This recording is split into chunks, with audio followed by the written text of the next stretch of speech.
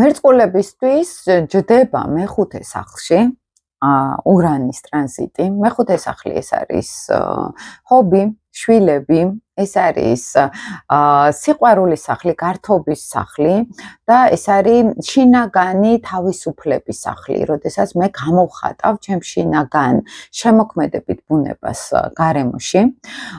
ეს არის ამავე დროს როგორ შემიძლია მე დავისვენო, როგორ შემიძლია მე დავტკბე ამ ცხოვრებით. ხათაშორის პრაქტიკულ ასტროლოგიაში ეს ინვესტიციების სახლიც არის, აი რაღაცაში ჩემ თავში ჩავდე, ჩემ ცოდნა განათლებაში ჩავდე ინვესტიცია მაგალითად. შეიძლება ცვლილებები იყოს, შვილებთან დაკავშირებით გახდეს მეტად თავისუფალი ადამიანი შვილებთან. თვითონ აი ამ ზოდიაქოზე ვლაპარაკობ, ნათალურ უკაში გვაქვს მეხუთე სახლში, უფრო თავისუფალი გახდეს ბავშვებთან, უფრო მეგობრული იყოს ადამიანი. შეიძლება ზოგისთვის მოულოდნელი ბავშვის სკოლის სურვილი გაჩნდეს, მოულოდნელად, რომ ნუ აქამდე არ ვფიქრობდი და უცებ მომინდა.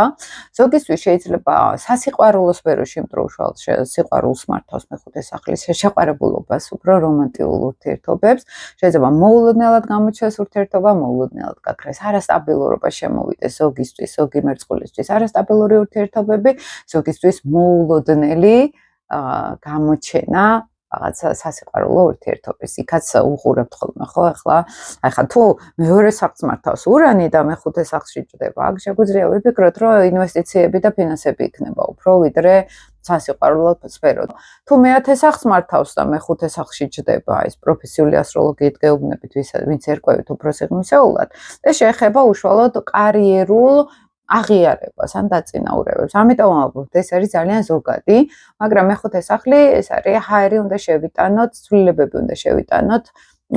მაგალითად ურთიერთობებში, სიყვარულთან დაკავშირებით, ჰობი ახალი გაგვიჩნდეს, ადრე თუ გვეყვარდა ბუნებაში სეირნობა, ახლა შეიძლება მომინდეს ფრენა სადღაც, წავიდე სიტყვაზე, გავერთო უფრო შორგზებზე, ხო, ურანულად მაგალითად.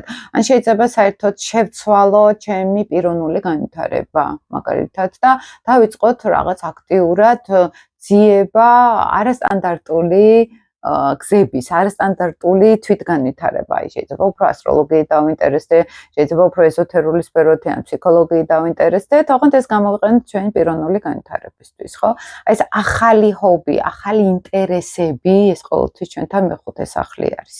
და აი მერწყულებს განსაკუთრებით საგრძნობი ექნებათ, ახლა ეს ენერგია.